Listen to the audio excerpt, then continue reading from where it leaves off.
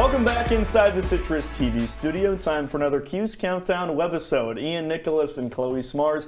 I'm Jacob Morris, and we're talking another top 20 matchup for Syracuse men's lacrosse. The Orange fresh off loss number 1 of the season to number 9 Maryland a week ago. Now it's number 12 North Carolina. Ian, if Syracuse wants to get back in the win column, what's the key against the Tar Heels today? Well, Johnny Rachusa has to get back in the face-off dot and working in practice, because I think the Canisius transfer had a pretty good start to the year, a 50% win rate before going down to College Park, and then only won 7 of 30 against the Terrapins. But still, Syracuse only lost by a handful of goals. So ultimately, this is a team that Syracuse should have beat last year, a UNC team that the Orange lost to by just a goal a season ago, and they lost because of bad goalie play. They don't have bad goalie play anymore. So if they can get those offensive possessions and Johnny Rachusa can get back on track, this should be a really solid game for the Orange at home. Yeah, I would say for the Orange, don't hinder yourself on penalties. We saw last week against Maryland.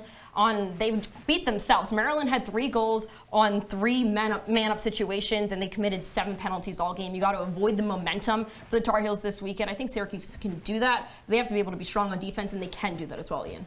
Penalties, face-offs going to be big for the Orange. Ian, you said it when these two teams met a season ago, a 14-13 win for North Carolina. No Chris Gray this year for the Tar Heels. Chloe, does Syracuse get it done today? I think they do. I got Syracuse 14-10. I think it's going to, I know, Ian, you're going to say it's a low-scoring game. I think Syracuse has everything in their power, all the ability to win these big-time games, especially though, just let Joey Spallina and company do what they do on offense and control the amount of defensive possessions you have.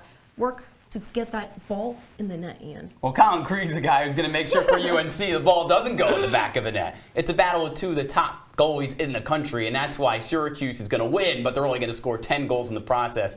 10-8 the final score, because at home, positive regression in the face-off circle, and 2 great goalies, but the home and field is really going to play dividends for Syracuse. How about unity? I've got Syracuse 11-9 winners over North Carolina, 3 SU wins across the board. That's all the time we have on this Cuse Countdown webisode. Thanks so much for joining us.